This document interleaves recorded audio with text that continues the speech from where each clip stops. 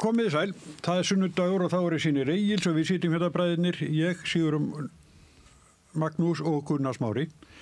Það verður fjölmennt hjá okkur í dag. Í seinni hluta þáttarins koma til okkar Baldur Þórhallsson prófessor, Guðmundur Hálfdanarson prófessor, Ingibjörg Sólrún Gísladóttir fyrrverandi utanríkisráðherra og Ögmundur Jónasson fyrrum ráðherra og margt annað. En við byrjum náttúrulega á fyrirlutunum, það bara þannig. Og það Sunna Valgerðardóttir, Róbert Marshall og Helga Vala Helgadóttir. Þið hafið hérna ýmsu starfstitla en öll eru þið fyrirverandi blað eða fréttamenn. Og pólitíkusar. Og pólitíkusar.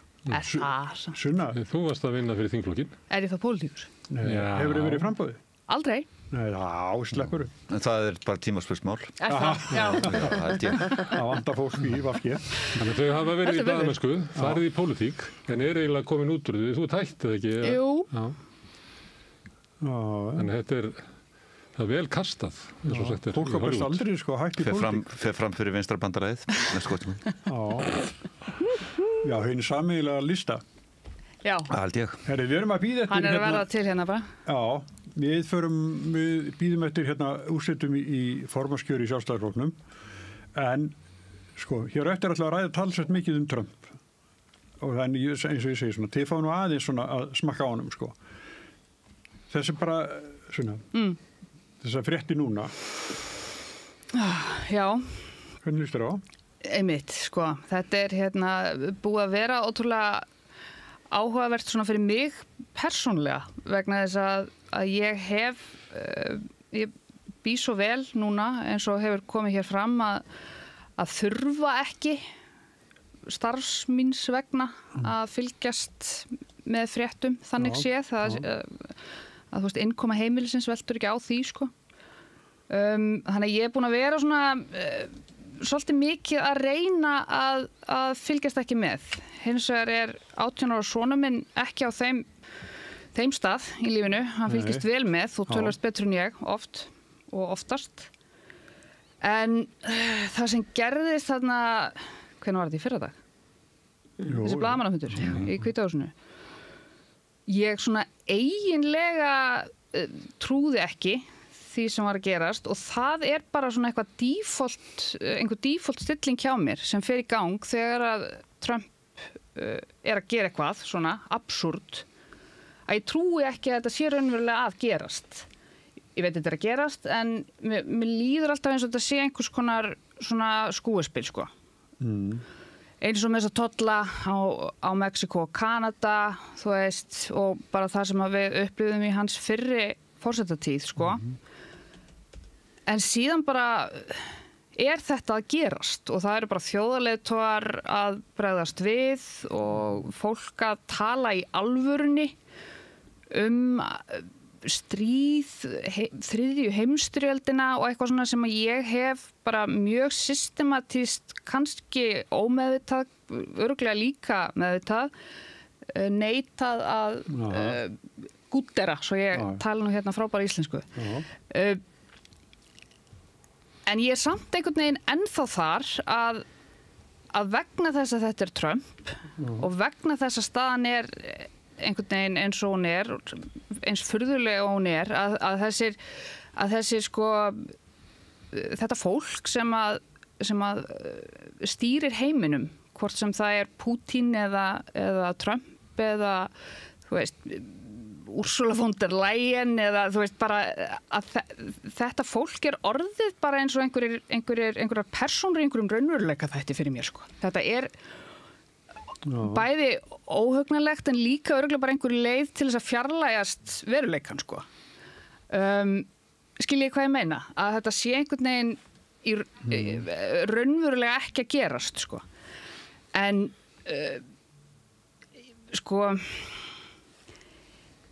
ég finn bara svo til með bandarísku þjóðinni sem náttúrulega klofin bara alveg í herðar niður í tvennt og mér finnst þetta svo ótrúlegt að þessu sé einhvern veginn leyft að gerast Svaraði þetta spurningunum hvað mér finnst? Já. Það væri betur þetta að vera óraunverulegt en þetta bara að banka á. Það var einhver lýsing á fyrri kjörtímabili Trump sem að John Mulaney grínisti kom með sem var svona. Það er hesturlaus á sjúkrahúsinu. Og við erum öll að fylgjast með því hvað hesturinn gerir næst og það sem er líka svolítið ógnvænlegt í þessu er að hesturinn hefur aldrei gert þetta áður. En núna hefur hesturinn gert þetta áður sko, og við vitum að hann er til alls líklegur. Og ég var að fylgjast með fréttum af þessum fundi í Hvíta húsinu sko, upp á heiði. Ég var með 8 kalla í þjálfun í þau að tjalda í óveðri og sofa og taka saman í svona hríðarbil og ég hafði ekki tekið gleraugun með mér og ég var svona í lélugu sambandi og reyna að fylgjast með þessu og mér fannst þetta að vera mjög óraunverulegt. En þetta er það sem að ég held að vaki fyrir Trump svona er sko að hann sér fyrir sér að hleypi hann öllu í bál og brand og komist í einhvers konar stríðsástand með landið sitt, þá geti hann haldið áfram að vera forseti. Og ég held hann sé bara einfallega svona þengjandi. Og honum er slétt saman allt nema sjálfan sig. Góðu fréttirnar eru þær að þetta eru ekki alveg skörpustu hnífarnir í skúfunni og allt sem að sagt var þarna og það sem að ég tek það fram, ég hef ekki hort á þetta, bara lesið, ótrúlega heimskulegt, ótrúlega barnarlegt og naíft og þetta mun mistakast hjá Trump og Vance og hann mun renna á rassinn með þetta og hann mun ekki klára neitt af því sem hann langar til að gera. Það held ég að sé svona bara tímaspursmál hvenær þetta rennur allt út í sandin hjá honum. Það eru ágættir fréttir og síðan held ég líka að sé fyrir löngu orðið nauðsynlegt fyrir Evrópu að vera laus við Ameríku. Ég held að það sé bara mjög gott fyrir Evrópu að standa á eigin fótum, þjappa sig saman og hugsa sína hagsmuni og vera saman í því og ég held bara í dag að allir þeir sem eru að hugsa á Ísland á ekki erindi í Evrópusambandið og ekki að vera með þessum þjóðum þurfa bara að útskýra það með hverjum eigum við þá erindi núna. Með hverjum erum við í liði. Já. Helga Vala? Já, ég vil hallast á pólitíska skýringu Róberts. Ég held að því að Trump hugsar heiminn eingöngu út frá sjálfum sér og eigin hagsmunum og líka til skamms tíma. Hann er ekki með neitt plan. Hann hugsar ekki til lengri tíma. Að þá munu aðrar þjóðir sem að standa fyrir utan þetta, því að hann er að reyna að marka sér einhverja sérstöðu sko gagnvart Evrópu líka. Þjóðir sem standa þar fyrir utan, sem eru með lengra sjónarhorn og víðara sjónarhorn til fleiri ára, finna það að honum er ekki treystandi. Ég held að það muni líka veikja hans stöðu verulega. Ég sá þennan stutta bút sem að fór í dreifingu og fór svo að sofa og vaknaði daginn eftir og horfði á lengri útgáfuna og þetta var með hreinum ólíkindum. Þetta var eins og að horfa á einhvern skets, einhvern leikið sjónvarpsefni. Ég hef aldrei séð viðlíka framkomu hjá fólki sem að vill láta taka sig alvarlega. Nei, þetta var með slíkum ólíkindum, orðbragðið, framkoman, líkamstjáningin og allt, þetta var og mér fannst ótrúlegt að Zelenský skildi sitja undir þessu og ekki standa á fætur og rjúka út. Og þannig, ég vil meina að þetta hafi verið fyrirsátt. Ég held að þeir hafi viljað láta hann brjálast til þess að sýna að hann væri ekki stjórntækur og sýna að hann væri eitthvað trilltur og þeir væru rólegir og hann væri trilltur og eitthvað svona. Já, þú ert ekki búin að þakka fyrir einu sinni. Og mér finnst það bara sýna alveg ótrúlega stillingu hjá honum. Mér fannst það með ólíkindum. En ég held að þeir hafi tapað þessu. Þeir töpuðu ekki allir í skoðun bandarísku þjóðarinnar sem eru auðvitað klofin. En þetta þjappaði Evrópu saman. Smári, þú horfðir á allan fundinn. Já, ég hvet fólk til að gera það því að þetta er mikið stofudrama og ég held að fólk sé svolítið svikið eða horfið bara á þessu 7 mínútur hann í lokin. Því að það er það svona allavega þeir sem hafa gaman af, meira gaman af fótbolta heldur en körfubolta. Seinni hlutin svona körfubolti, það mörg skoruð alveg fram og tilbaka, en það svona seigfljótandi spenna sem að byggjast upp fram að því sem að ég hvet fólk til þess að fylgjast með sem hafa á svona, ef þetta stofudrama, en þetta náttúrulega, sömuleyti þetta ekki stofudrama, sömuleyti þetta bara svona átökum heimsfriðin. Þetta átökum stríð sem í miðri Evrópu sem krabbamein og ég hef talað í 3 ár að það bara stórhættulegt og getur leitt til eins og Trump sagði þarna 3. heimsstyrjaldarinnar. Það oft þannig að það einhverju vitleysingar sem að segja það sama og maður hefur sjálfur sagt. Þannig það bara og ég ætla ekki að hætta að segja að sé bara óendanlega mikilvægt að reyna að stoppa þetta stríð sem allra fyrst. Já, en munurinn á þér og honum kannski að hann að segja að þú vilt 3. heimsstyrjöldina, þú ert að valda því að hér verður 3. heimsstyrjöldin. Ég vona að þú sért ekki sömu skoðunar. Ég hef sagt að stefna NATO hingað til og stefna íslenskra stjórnvalda að eina mögulega niðurstöðan í þessu stríði sem fullnaði sigur Úkraínu og vígvellinum muni leiða til stigmögnunar stríðsins og sér stórhættuleg. Ég sömu skoðunar og meiri hluti úkraínsku þjóðarinnar að það að gera samninga sem allra fyrst til að stoppa þetta stríð. Og þannig það bara. Og en talandi og ég held ég var að líka við því, ég held þetta sé sálfræðidrama Trump. Þú veist að Trump myndi allt í nokkuð upp, þá verði heimurinn öðruvísi. Ég held ekki. Ég held að baku Trump eru ólígarkar Bandaríkjanna, valdamesta fólk í heimi, sem að styður hans stefnu. Þannig það ekki þannig að ef að einhver frænka kom inn og skamman fyrir að það verið ókurtis við Zelenski að þá verið heimurinn góður. Það ekki þannig. Nei, og það eru bara raunverulega líkur á því að niðurstaða þessar fundar og ég held ekki að samstaða Bandaríkjanna með því að hér Starmer sé að lofa láni til úkraínsku þjóðarinnar sem að má spyrja sig hvað það síðað að lána einhverjum sem eiginlega að deyja fyrir fram að þig. Það bara lánunum, ef þú vilt að bjargunum þá eru bara láta að fá penning eða eitthvað, eða láta að fá stuðning. Ég ekki viss það að samstaða að Zelenski fari frá Hvítahúsinu til London og svo til Parísar og fái svona fundi með ráðamönnum þar muni leiða til þess að Bandaríkin fallist á afstöðu Evrópu, ég held ekki. Ég held að það auki líkurnar á því að Bandaríkin drægi sig frá Úkraínu og ég hef ekki heyrt neinn sem hefur eitthvað vit á hermálum haldaði fram að Úkraína geti varist Rússlandi án stuðnings Bandaríkjanna. Þannig ef að Bandaríkin draga sig tilbaka, ef það ekki verið að stefna okkur friðarsamningum, að þá erum við kannski að fara að horfa á aukna sókn Rússa á vígvellinum og staða Úkraínu verður bara ennþá verri. Ég hræddur það. Og Evrópuleið? Já, ég meina, þú veist, ég sagði fyrir áramót að mesta öryggisógnin í Evrópu væri svo stefna sem Evrópuríkin var að rekja þessu stríði. Því að það hætti að vera svo að Evrópa myndi afhjúpa það hversu veikt hún stendur varnarlega. Hún eiginlega afhjúpa það að mér finnst ekki lausn í þessu hjá þér. Hann að segja okkur hvernig þetta Já, nei, ég bara spáði og hvað? Það vantar pínu og hvað? Ég held að, þú veist... Hvert planið? Ég get ekki séð, við erum í stórkostlegum vanda. Og ég vara við fólki sem segir að þetta ætti að gerast og þetta ætti að gerast og þetta er svo ósangjart, þessum ætti þetta að gerast.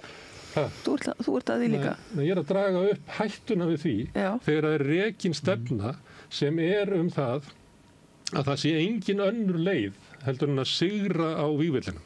Og Evrópei bara leggja allt undir og ég að segja að hættanir við það svo og það verður bent á það ef fólk telur það að Pútín sé hálfstjórn. Það verður talað 2 ríkja lausn alveg endalaust í þessi ár sem að þetta hefur ríkt, þetta stríð. Þá hefur verið talað að reyna að koma að samningaborðinu.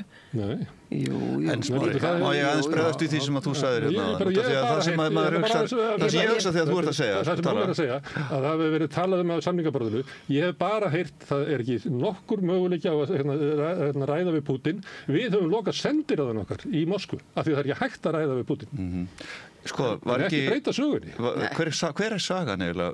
Það er auðvitað alveg rétt auðvitað þarf að binda endi á stríð, auðvitað viljum við ekki að það sé stríð, auðvitað viljum við samninga um frið. Það vildi líka Chamberlain, ég meina hann taldi sig vera búin að semja um frið við Hitler. Það vildi líka Finland. Ég meina, já, auðvitað, en það þarf að vera bara einfallega þannig að þú skiljir og treystir að þetta sé friðarsamkomulag en ekki bara hlé til þess að byggja upp og halda áfram ofbeldi og árásum vegna þess að aðilinn sem að samið er við hefur trekk sýnt það að það er vilja hans að gera. Þannig að er byggjandi á friðarsamkomulaginu. Það er ekki. Þá heldur stríðið áfram.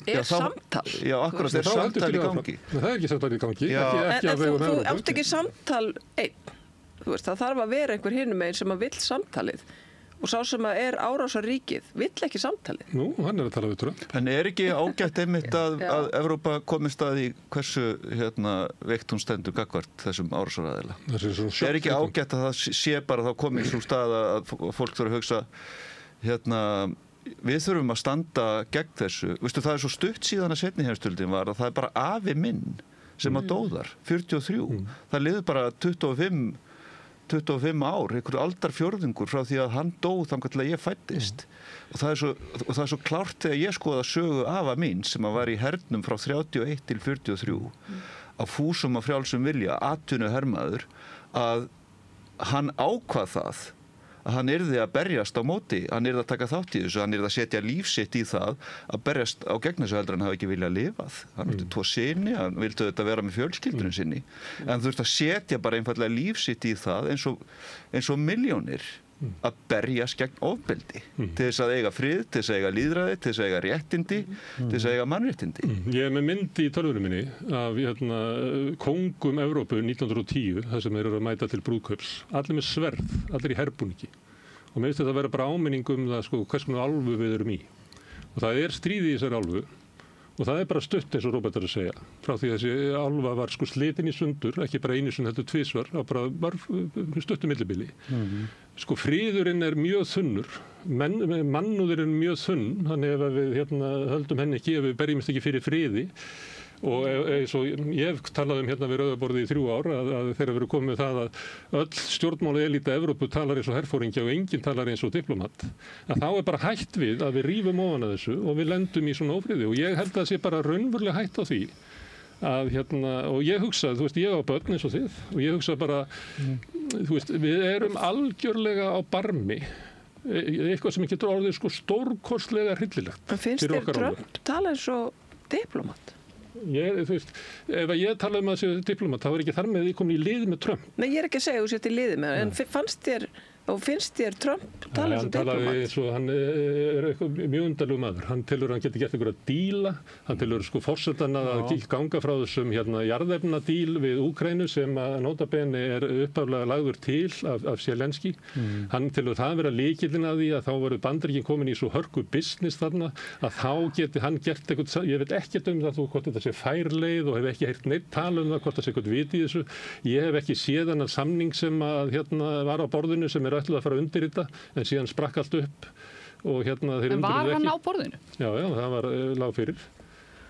Já, og það var sagt þetta átti að vera bara kurteislegt hjal, svo ætlar að fá sér lunch og svo ætlar að skrifa undir samningin og vera með blaðamannafundum undirskriftinu á samningnum. Það var planið Svona fór það. Heldur að það hafi verið planið?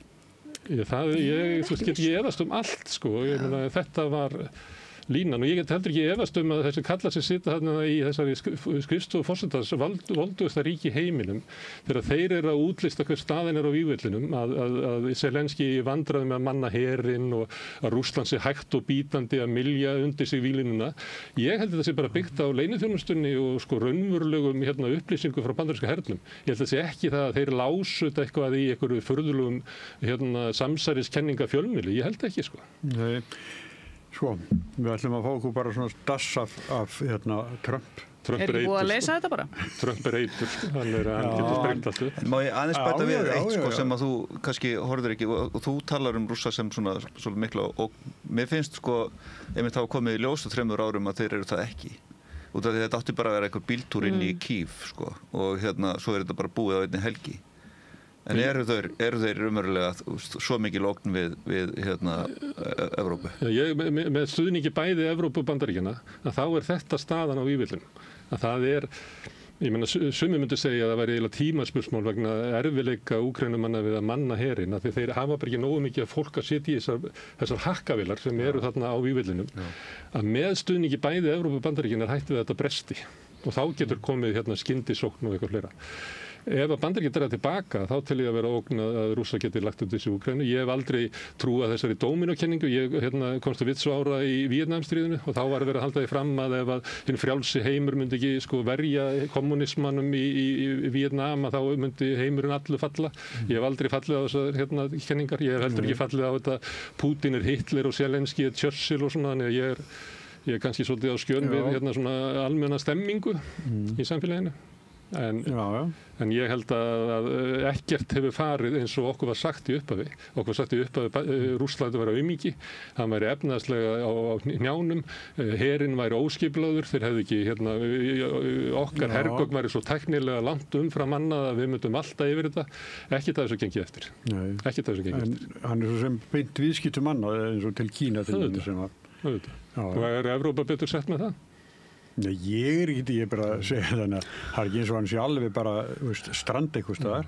En ég tala kannski af svona, að því ég hef bara raunverulega gagnvart þessu ástand. Ég held að það er bara, og líka í Bandaríkjunum, mér finnst Bandaríkjunum vera bara einum þinghúsbruna frá fasisma. Ég held að við séum bara í ótrúlega háskalum heimi, miklu háskalari heimi heldur en ég hef nokkuð tíma lifað og er ég honum gamall. Við erum örugglega öll sammála þessu að miklu leyti þegar við getum. Þetta er víðsjár veröld, víðskert veröld sem góðmenn hérna á sín tíma. En hér, við erum að bíða svolítið eftir fréttum úr Laugardalshöllinni. Hvernig fannst þau kosningabaráttan þeirra? Guðrúnar og Áslaugar Örnu? Hún var nú svona prúðari en maður hélt kannski. Já, þú veist, mér fannst þetta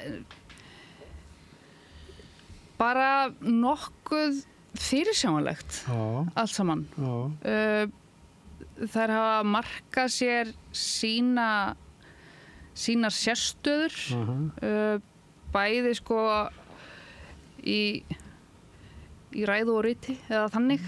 Það var bara áhugavert að ég hlustaði fyrst bara á þær Ég horfði ekki og það er svo breitt bil á milli þeirra, bæði hvaðan þær að koma og í rauninni bara hvernig manneskjur þær eru, þannig að þær eru rosalega ólíkar og það er ótrúlega áhugavert að sjá tvær konur í Sjálfstæðisflokknum berjast þetta embætti þegar maður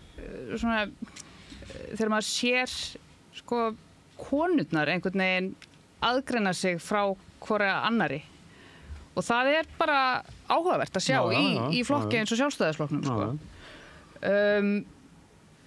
og líka ég hef allavega ekki séð neitt svona neðanbeltis eitthvað svona nasti enga leka neinstaðar eða neitt svoleiðis, þú veist, ég hef ekki verið að lesa einhverjar hneykslis innan gæsalappa fréttir það er ágæta fortíð já og bara, þú veist, stuðningsfólkið er einhvern veginn bara slagt og svo fer sem fer einhvern veginn. Allir rólegir nema Jón Gunnarsson. Já hann er nú svona kannski sér á báti. Jón Gunnarsson setti inn færslu sem helti sér yfir Guðrúnu. Já. Það var nú bara af því að hann var sár. Já, hann var spældur. Hann var spældur af því að hún var að segja að það hefði ekkert gerst áður en hún kom í ráðuneytið. Þannig að hann var bara svona að verja sig, hann var ekkert. Hann var ekki að gera meira en það, Mér finnst það í sjálfu sér mjög jákvætt og ánægilegt bara svona út frá kynjajafnrétti að þessi staða sé uppi að það sé kona sem að verði formaður í Sjálfstæðisflokknum. Það sé rosalega mikilvægt fyrir þennan arm. Svo finnst mér líka að ég er ekkert búin að fylgjast með eitthvað rosalega af einhverju kostgefni þessari kosningabaráttu. Ég bara heyrt svona bergmálið utan að það sem að ég hugsa er það alltaf þessi hugmynd sem reynd að teikna upp á stjórnmálaflokkum, að þetta sé liðsheild og fjölskylda og svo framvegis og þetta var ekki bara við Sjálfstæðisflokkin, heldur bara eiginlega alla stjórnmálaflokka og það kemur alltaf í ljós þegar svona slagir fara í gang að það er alls ekki þannig, sko. Þetta eru oft mjög skiptir hópar og það er einmitt mjög ólíkar áherslur sem eru innan þeirra. Og það er svona, svo er hitt sem að ég hugsa, sko, og ég er ekkert að segja þessi neitt að því, það er bara raunveruleikinn, sko, ég meina stjórnmálaflokkar eru bara svona samansafn einstaklinga sem eru með mjög mismunandi skoðanir en svona sjá sameiginlegan farveg. En er samt einhver munur á í rauninni skoðunum eða stefnum Guðrúnar og Áslaugar? Er þetta ekki aðalega svona fortíðar og karakter? Það held ég ekki, sko. Ég held að báðir kampusar eru einmitt með, sko, svona make Sjálfstæðisflokkurinn great again, sko, komplexa sem að, ég er ekki alveg viss að séu raunhæfir. Ég held að sá tími sé einfallega farinn frá Sjálfstæðisflokknum og núna sé framundan alveg burt séð frá hvor flokkurinn, hvor armurinn vinnur í þessu. Já, þá verður Sjálfstæðisflokkurinn á bilinu svona 12 til 18% í pólitík svona næstu 1-2 áratugi. Þeir eru eftir að sakna formannstíðar Bjarnar Benediktssonar. Sko, það er sigurtíðar. Það er talað báðar alltaf að flokkurinn hafi týnt sjálfstæðisstefnunni og mér finnst það vera bara hálfgeir reiðilestur í hvar Bjarna. Allt sem skrifa og sem segja. Það er hrósunum mjög mikið báðar og ég hlustaði á brota þessum ræðum í gær og eru báðar svona mikið að strjúka honum vel og tala að flokkun hafi neyðist til þess að gera alls konar málamiðlan við VG. Mér finnst þær ólíkar og mér finnst þær með ólíka stefnu og ólíka sýn. Önnur er mikið íhald og meðan hinn er meira frjálslyndi. Áslaug er miklu frjálslyndari heldur en Guðrún og ég held að það sé sá munur sem að við munum sjá hvert flokkurinn fer. Ná, ég spyrja í hvaða merkingu frjálslyndi, því að Sjálfstæðismenn stundu þegar þannig að frjálslyndi var að tala brennivín í búðir og rúfa auglýsingamarkaði, en það næri ekki alveg, sko, í hverju frjálslyndi þeirra fælst. Já, það til dæmis, en líka bara alþjóðamál og þess aftar. Þú veist, hvort tvekja. Þannig að ekki Evrópusambandi, þær eru báðar auðvitað einarðir andstæðingar veru Íslands í Evrópusambandinu og en þú veist, þarna liggur munurinn, ég meina Guðrún er meira dreifbýli, Áslaug er meira þéttbýli og það er meira frjálslyndi í þéttbýlinu heldur en í dreifbýlinu. Það er þannig. Svona ef maður ætlar að fara í bara pólitíkina, þá er það munurinn. Og ég hef sagt, sko, að það sé í rauninni verra fyrir svona hina frjálslyndu miðju og frjálslynd vinstra fólk að Áslaug vinni en Guðrún. Það er mín svona skoðun. Það sé auðveldra eiga við Sjálfstæðisflokki með Guðrúnu. Það sé auðveldra eiga við Sjálfstæðisflokki með Guðrúnu, já. Svo, sko, svona, já, þú veist, það er alls konar. Það segir bara svona sem pólitískt nörd, sko. Bara, mér finnst bara svona leikhúsið í kringum þetta og svona nærveran og svona presansinn í þeim, þær eru mjög ólíkar, bara ólíkir karakterar. Það er líka áhugavert að sjá, sko, bara hvernig Guðrún hefur klætt sig og dressað sig. Hún er í svona, þú veist, meðan Áslaug er með svona sítt hár og svona. Margir tatsi svipur yfir Guðrún. Já, hún er svona alltaf svona kallæg hvernig hún klæðir sig, sko. Í svona, ekki með bindi náttúrulega, en það var að koma hérna einn frétt að það var sérst endurtalning. Þannig að þetta er... Nú. Það munar mjög litlu. Það munar engu. Það er áhugavert. Ég var líka talandi leikhúsið, sko. Þá var ég líka að reyna að lesa salinn. Þú veist að ég nefndi ekki að hlusta á allt sem að gerist þarna, sko. En fór svona aðeins að hlusta á salinn þegar Birgir Ármannsson var að kynna þar inn og svona. og þú veist, þá sagði já, ætli Áslaug sé að fara að taka þetta með að við svona, salurinn var meira svona vókal þegar Áslaug var kynnt til leiks heldur en Guðrún og fleiri stóðu strax að fætur og hluti salar sem var lengur á fætur þegar Guðrún var kölluð inn. En svo getur það verið líka bara karakternar bakvið í stuðningshóknum að þau séu eldra fólki lengur að standa fætur og hafa ekki jafn hátt. Það er alls svona þú veist, sem að leikursmanneskjan rýnir í, sem ekki bara talað á orð, sko. En segja það ekkert í fréttinni, sko, hvað margir greidd atkvæði? Þetta er náttúrulega rísa fundur. 2000 manns á sem fundi, sko. En það er aldrei svo margir sem kjósa, sko. Þau eru ekki öll með kosningarétt, sko, væntanlega.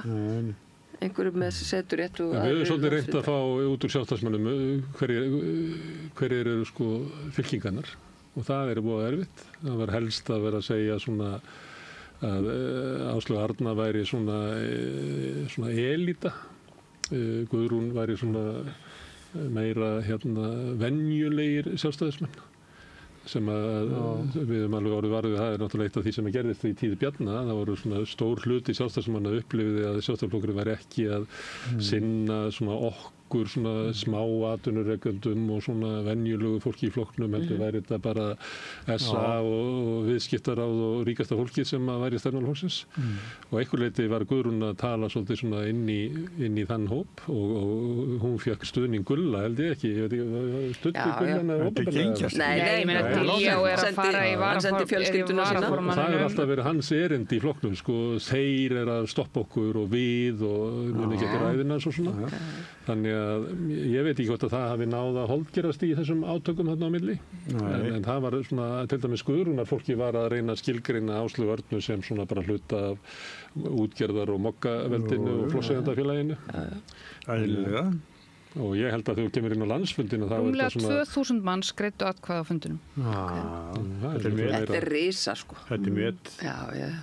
Það verður athyglisvert að sjá, sko, það sem maður velti fyrir sér og sem klára þetta og önnur þeirra verður formaður og það sem að gerist síðan, sko, hvernig sjálfstæðisflokkurinn að fara að verða í stjórnarandstöðu, hvaða áhrif mun, sko, ný forysta hafa og það er svona það sem ég fagna og ég held að sé svona bara gott fyrir alla að það sem að gerðist í þingsal 2009-2013 þegar ég var á þingi og samfylkingin og VFG höfðu tekið við eftir hrun. Skiluðu lyklunum tímabil. Var að, sko, sjálfstæðisflokkurinn með fulltingi svona nokkra þingmanna frá Framsókn fylltu þingsalinn af svona reiði þrunginni fjandsemi sem var eiginlega alveg óbærilega að verða vitni að og vera þáttakandi í. Þetta var líka slíkar öldur geisuðu þjóðfélagið allt og ég held að sem betur fer séu komin á þann stað með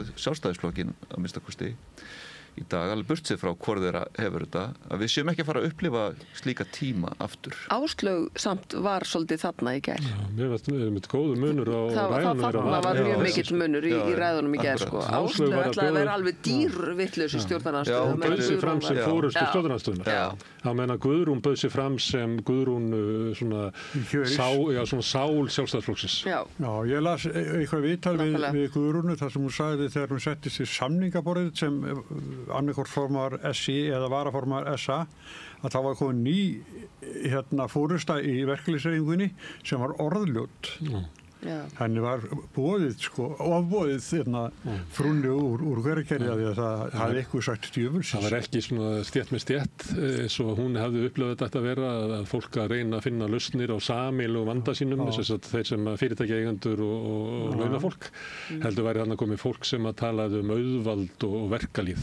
Ég sá að svo skemmtilegt að maður myndi halda að hann hefði hún hitt, sko, Sólveig Önnu, en Sólveig Anna setti einmitt á Facebook og sagði aldrei hafa sittið við samningsborðið með Guðrúnu.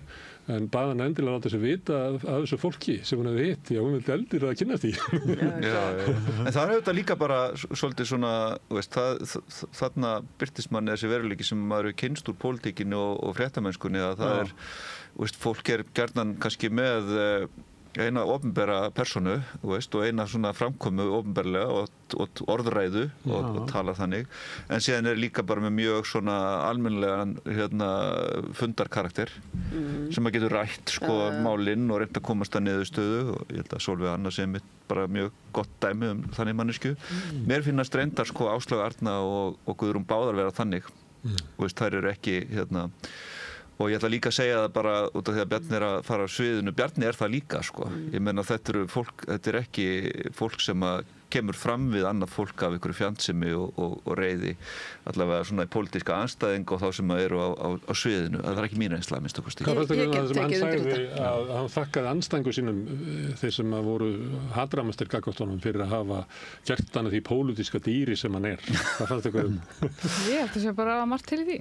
Já, ég meina það bara eins og að mæta í viðtöl hjá erfiðum blaðamanni gerir þig bara ofta miklu betri pólitíkus. Já.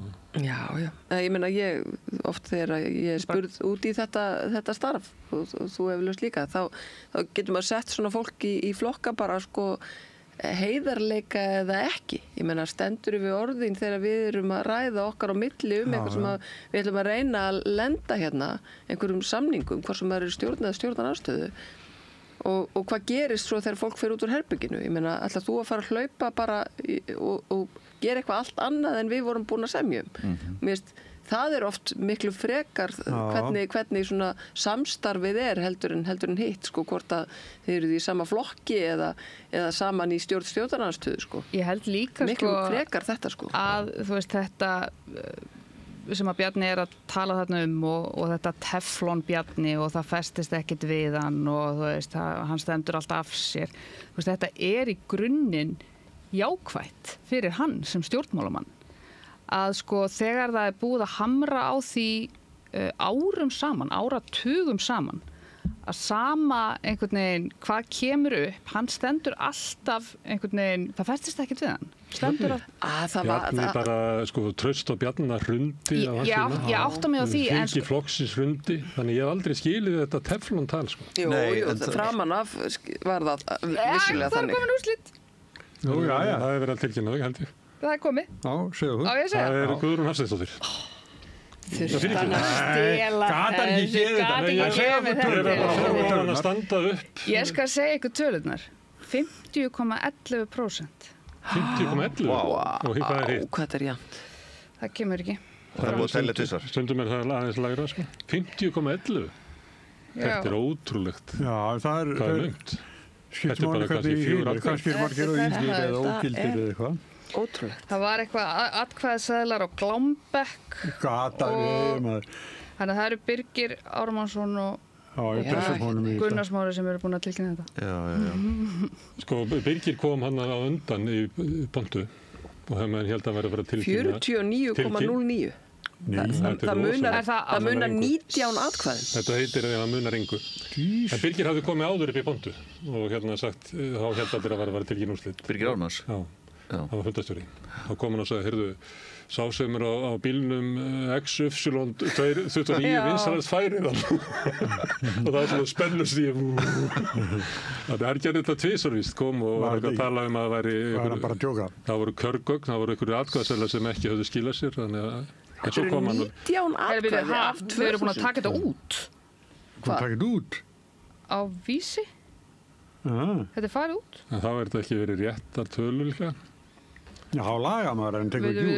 Við. Það agalegt. Jú, þetta kom eftir, ok. Já, herri, hvernig Guðrún næsti formaður Sjálfstæðisflokksins? Bara frá og með deginum í dag. Hvenær fór hún á þing? Síðast bara 21. Já, 21. Þess að ekki síðast heldur það síðast. Engin búin að vera 1 kjörtímabil. Engin þingareynsla. 3 ár. og kom síðan seinna inn sem ráðherra og átti það inn í alltaf sko taka við Jóni sem er spældur situr spældur hjá sem að vann alla vinnunnar en nú er það þannig, við kallmenn erum eiginlega ábyrgðarlausir öllu stjórnaratöfum við erum hvergi Jú, þið eruð í miðflokknum það er spilaði ábyrgðarlausir sagðan já, þakka fyrir ég ætla að segja, það er bara ég ætla bara að segja að það er bara frábært því að við erum við höfum átt okkar tíma og við erum búin að gera nóg sko. Og það komið tími til þess að konur taki við og þeirra áherslur og þeirra stjórnunarstíl sem allt öðruvísi og allt samviskusamari, meiri líklegri til friðar og þarfandi götunum. Þannig að það er bara góða fréttir. Já. Bara fagnaði. Ég segi nú stundum, ok, þeir eru búin á þessu og Ég er ekki komið nóg. ársins líka, sko, það er allt farið. Við erum að tala að aðrir en þær tvær fengu 15 atkvæði, auðir og ógildir 4. Nei, Snorri fékk 15. Snorri Ásmundar Það er 19 líka. Þetta eru líka 19. Þannig ef þau hefðu dottið á Áslaugu það hefði jaft. Á 50,0 Eru auðir 19. Munar 19. En aðrir. En er þetta veikt umborð? Já, þetta segir auðvitað það að flokkurinn er ekki mjög eindrægur. Hann er bara í mjög álíka stórum fylkingum, bara 50-50 á bakvið svona tiltölulega ólíka stjórnmálamenn og þannig að það er verkefni er kannski ekki svo ólíkt því að ef það segjum að veri 60-40 að þá er það hlutverk Guðrúnar að stíga upp í pontu og segja ég er alltaf verið formaður þeirra sem að kursum ekki og þú veist hvort þetta er 50-50 og svona ég veit ekki hvort að það sé það verður þannig miklu þeir sem að töpuðu þeir verður náttúrulega miklu sárari En hvernig er þetta núna með varaformanninn? Nú er Jens Garðar með Áslaugu og Diljá með Guðrúnu og hvernig fer þá það? Það gæti verið Áslaug myndi bjóða sig fram í varaformann. Nei, þær hafa báðar sagt að það er ekki að gera það. Mjög eindreið. Að bjóða sig fram í varaformannin. Já. Ef að þær þá verður Jens Garðar kosin. Nefnum verið klöppuð upp bara. Hefur Diljá mist stuðning? Það er líklegt að Salur Er ekki Diljá að fara bara í borgina? Nei, Salur getur brugðið þannig við að hann telji Þú sagði alltaf lágt Salur getur brugðið þannig við að hann telji út af hættunni á að verði sárindi í flokknum og einhverja gjár að Salurinn vilji þá kjósa varaformennun úr hinnum sem væri þá En hugsið ykkur, ef að það fer þannig eins og þú ert að tilkynna hér að Jens Garðar verði kosinn Ég er að spá því, Ég spáði að Guðrún Hafsteinsdóttir er í kosin og það Þú var ert bara ótrúlegur fyrir meira en ári Nostradamus þá erum við með fórstu í sjálfstæðisflokknum ef að Jens Garðar verður kosinn varaformaður og við erum með Guðrún Hafsteinsdóttir sem formann þá erum við með fórstu í sjálfstæðisflokknum sem að hefur samtals 4,5 ári í þingreynslu eða eitthvað svoleiðis. Og hvorugt af höfuðborgarsvæðinu. Já, og líka annað bæði úr borgartúni 35 Jens Garðar var formaður LIU og hún samtakið næðurins og varaformann samtaka atvinnulífsins. Þetta er B35 stjórnin. Þetta er svolítið áhugavert ef þetta verður niðurstaðan hjá sjálfstæðis. Þetta er ekki byggt upp ef Jens Garðar þá er það bara ónýtt. Áhrif þess hús er náttúrulega hryllileg og getur farið líka bara í þinglið Viðreisnar þá fyrirvendi starfsfólk úr þessu húsi. Já, en ég meina það er Viðreisnar, þetta er sjálfstæðisflokkurinn Þetta er svona Já, síðan 29 En sjálfsögur er þetta, ég held að þetta sé mjög svona góður sigur hjá Guðrún út af því að ef maður hefði verið spurður fyrir svona 3 mánuðum þá hefði maður sagt Áslaug Arna er að fara að hafa þetta þannig að hún var svona svolítið bara the underdog í þessari baráttu og hún sótti á og það að geta sótt á og verið í að ná til sín er þetta bara alltaf eitthvað trajektóri hjá stjórnmálamanni sem að getur haldið áfram þegar þeir hafa tekið við forystu. Það munar 38 atkvæðum. Já, akkurat. Þannig að þetta er fyrir hana svona persónlega rosalega stór sigur sem svona hún er nýliðin á þessu sviði og hún er tiltölulega svona nýkomin inn og er að trappa sig upp mjög hratt og örugglega og ná þarna í raun og veru yfirhöndina á móti Áslaugu Örnu sem hefur verið lengur á sviðinu og hefur verið meira ábyrgandi og er kannski stærra nafn í flokknum held ég fyrir hana rosalega flott veganesti sem forystu kona þannig í sjálfstæðisflokknum. Ég held að sé hópur inn í sjálfstæðisflokknum sem eins og ég var að segja svona smá atvinnurekendur og fleira sem að telja sig hafa verið svona utangars lengi, sem að horfa á þetta sem einhverja endurfæðingu inn í flokknum. Og þið kannist við þetta, þú veist, einhver sem hefur haft áhyggjur á því að eiga fyrir launum starfsfólksins næstu mánaðamót, að við þurfum að hafa svoleiðis fólk í fórustu og það er náttúrulega beint gegn Áslaugu Örnu sem er aldrei verið í þeirri stöðu. Ég bara líka svolítið sammála þessu sjónarmiði, sko, þegar ég hef oft spurt mig, sko, sem bara, ég er búin að reka með þetta í fyrirtæki síðan 2016 sko, og ég hugsa þegar Sjálfstæðisflokkurinn er að tala frelsið og tala atvinnulífið og tala reksturinn og litlu fyrirtækin.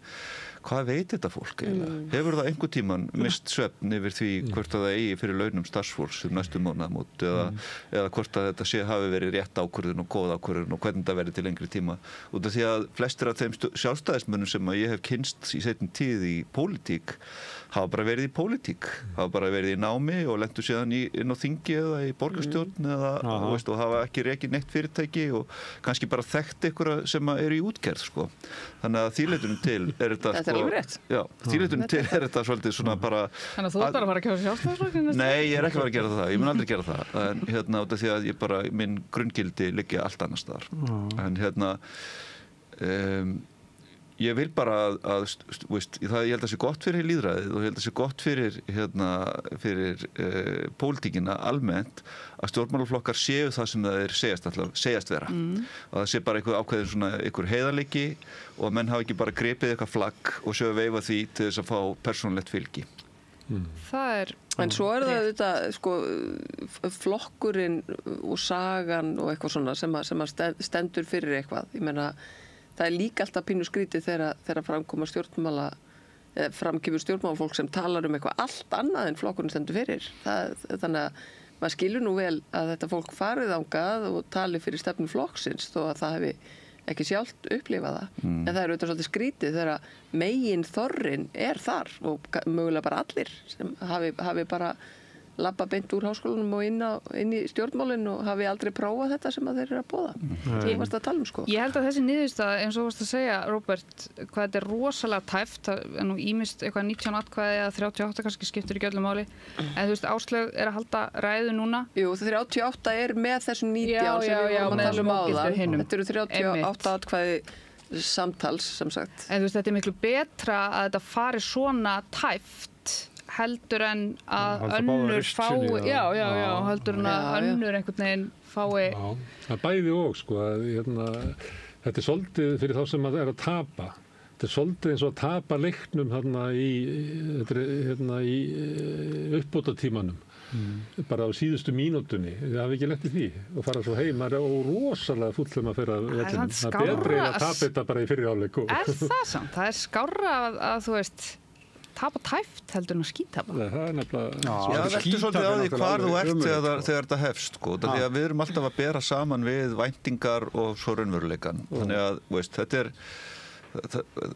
Það var ekki jöfn staða þegar þau lögðu á stað í þennan leiðangur. Þannig að það, veist... Þetta 50-50 dæmi er ekki alveg sko 50-50. Hún Áslaug Arna var í svo miklu betri stöðu þegar hún fór að stað. Hún byrjaði líka bara á undan og var rosalega vel skipulöð sko. Já, með nýtt logo og flott. Já, bara með svona rosa mikill kraftur. Svo fannst mann einhvern veginn mitt eins og Guðrún væri að vaksa. Mér fannst eins og Áslaug væri aðeins að verða sýnilegu aftur svona bara núna síðustu vikuna. Og maður hugsaði á tímabili bara, já ok, Guðrún er bara að fara að sópa þessu. En breytist flokkurinn mikið við þetta, haldið það? Hvað séru? Ég held að Helga vel að sé á því að hann verður svolítið öðruvísi og þið leggja áherslu að séu utan á landi og ég sé að svona þeir sem eru svona vilja spila pólitíkina svolítið á miðjunni sjá einhvern veginn fram að þessu sóknarfæri fyrir aðra flokka heldur en Sjálfstæðisflokkinn þá frekar ef að Guðrún er formaður. Já, ég held að þetta verður svona meira svona brest íhald, held ég sko. Það fer kannski líka svolítið eftir hvað gerist hjá Framsóknarflokknum, hvernig ímyndin verður út af við og hvernig sérstöðu flokkurinn ef að Jens Garðar verður, þar að segja, varaformaður. Ég held að já, ég segi það líka hvað gerist hjá Framsókn sko, ég held að það taki nokkur ár fyrir þau að ná einhverjum fókus sko. Einar tók tappan úr vinsækinu, það er ekkert eftir sko. með þessu að Það voruð svolítið kallt. Hvernig það, Róbert, að vera að missa loftu úr vindsenginni í óveðri? Ég alltaf með 2 dýnur, sko. Já, Það þau eru báðar virðast það hefði Einar átt að ekki hugsa, vera með 2 dýnur nefnilega. Þau virðast bara hafa...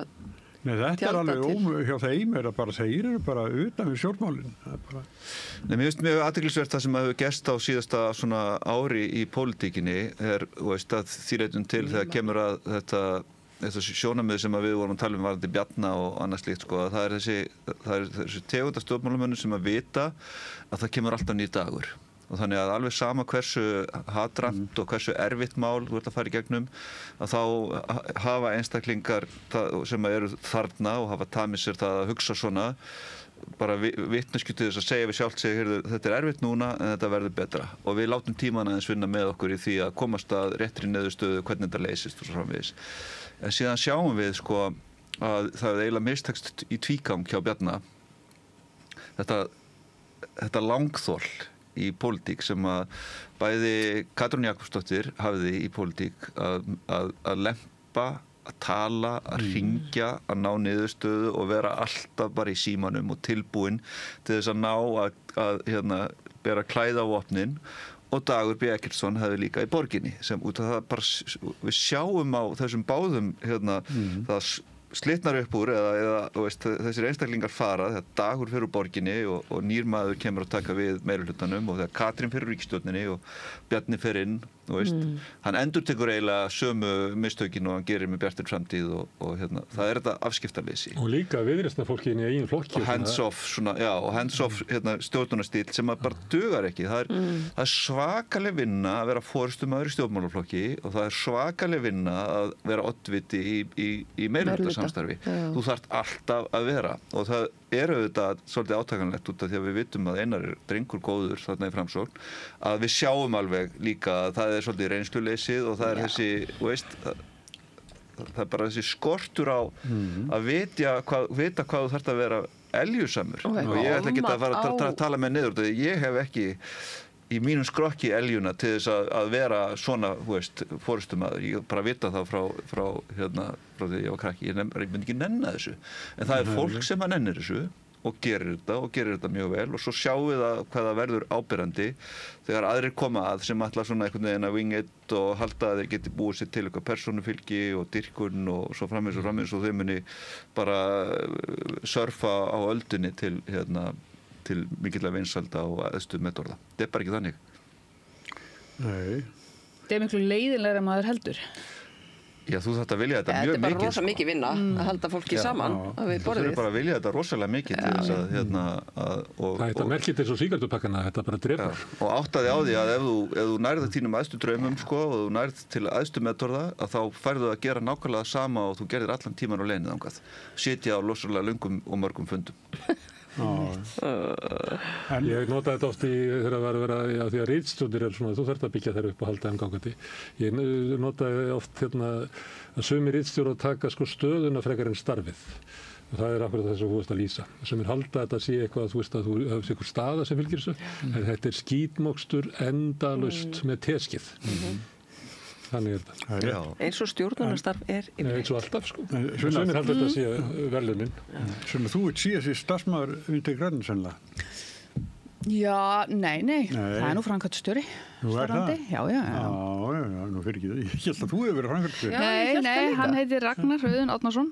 En Vinstri, akkur segir þetta? Ég menna Vinstri grænir eru náttúrulega þetta er náttúrulega Jú, í þeirri mynd sem voru. Hvað segirðu? Já, þeir eru 8 bæjarfulltrúa í Damland. Ég held að þeir eru bæjarstjóra á Já, starfsmaður flokks, varstu ekki að tala um það? Já, starfsmaður flokksins. Ég held einhvern veginn að Vinstri græn mun ekki bjóða fram í sveitarstjórnarkosningum eins og það gerði síðast. Ég held að verði eitthvað sem Vinstrabandalagið. Er ekki Svandís að fara í borgina? Er ekki Svandís að fara í borgina?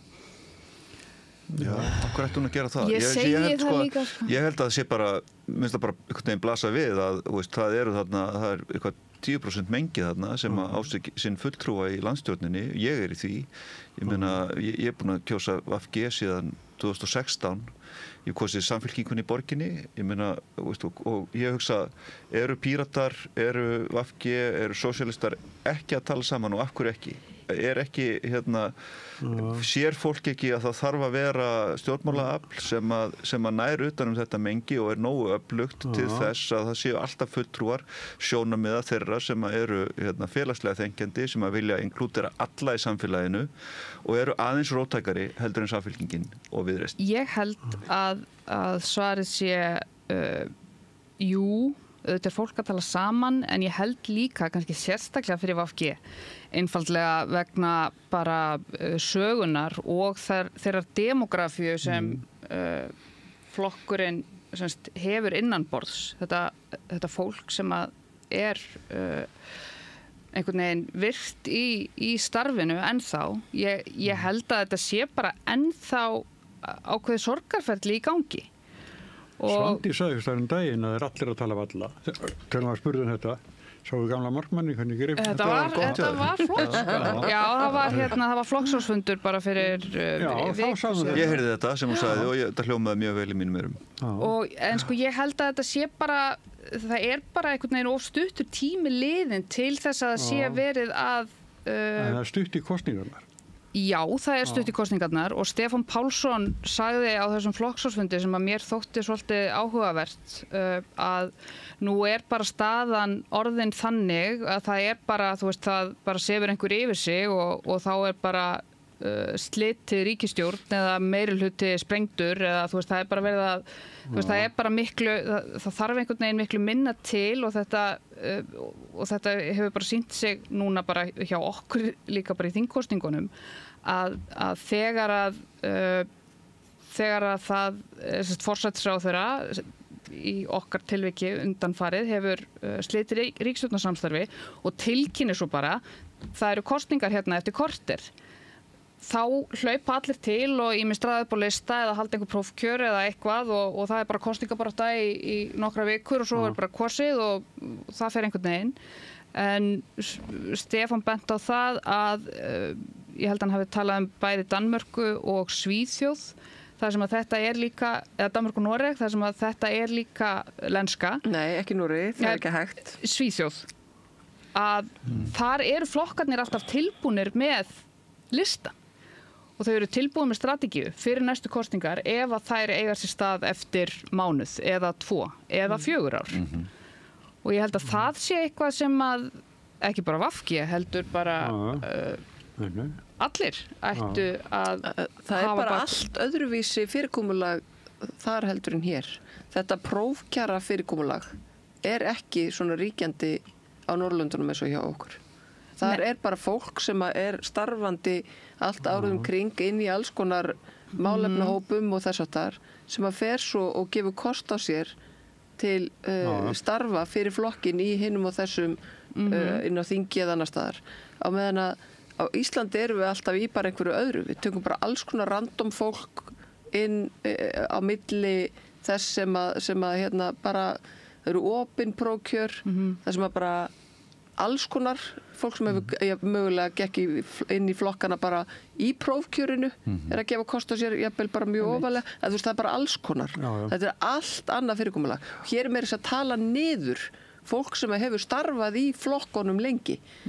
Það hefur verið talað niður fólk sem kemur upp úr ungliða hreyfingunni, að það sé skammaryrði. Flokkstindlar. Og meðan það er kannski fólk sem hefur verið setið og hlustað á flokksfélag að tala stemninguna, stefnuna af hverju bara á fund eftir fund eftir fund. Það var það orðið neikvætt í svona umfjöllun fjölmiðla. Og það er auðvitað pínu skrítið, sko. Nú verðum við bara að enda þetta ágæta samtal. Við vorum hérna með fína fréttin í miðju samtalinn okkar. Er Jenny orðin varaformaður, eða? Nei, það kemur ekki strax. Nú er kostning, sko. Nú gerum við hlé. Það er ekki gengið til. Nú gerum við hlé á þessari beinu útsetningu frá landsfundi Sjálfstæðisflokksins. En Helga Vala, Róbert og Sunna, takk ykkur kæra fyrir að vera með okkur. Takk fyrir boðið. Takk fyrir okkur. Og hér eftir þá förum við til útlanda, beint í Hvíta húsið. Ég held að það, og gestirnir sem koma eftir eru Baldur Þórhallsson, Guðmundur Hálfdanarson, Ingiberg Sólrún Gísladóttir og Ögmundur Jónasson. Sjáum þetta augnablik. Gerist áskrifendur á Samstöðinni og taki þátt í að byggja upp öfluga og róttæka samfélagsumræðu. Allt það besta ókeypis. Knúsaðu vini þína. Samstöðin þar sem manneskjurnar koma saman. Með því að ganga í leigjendasamtökin styður þú baráttu leigjenda. Leigjendasamtökin eru fyrir öll þau sem vilja vinna að réttlæti og öryggi á húsnæðismarkaði. Leigjendasamtökin.is. Ertu á leið heim úr vinnu? Stilltu á FM 89,1. Þarftu að tala borgarfulltrúa. Borgarfulltrúar Sósíalistaflokksins eru með viðtalstíma alla mánudaga klukkan 13:30 til 14:30. Það þarf ekkert að bóka tíma, endilega kikið við í Bólholt 6, 105 Reykjavík. Segðu það á Samstöðinni. Samstöðin í eigu hlustenda, áhorfenda og lesenda. Sláist í hópinn og gerist áskrifendur.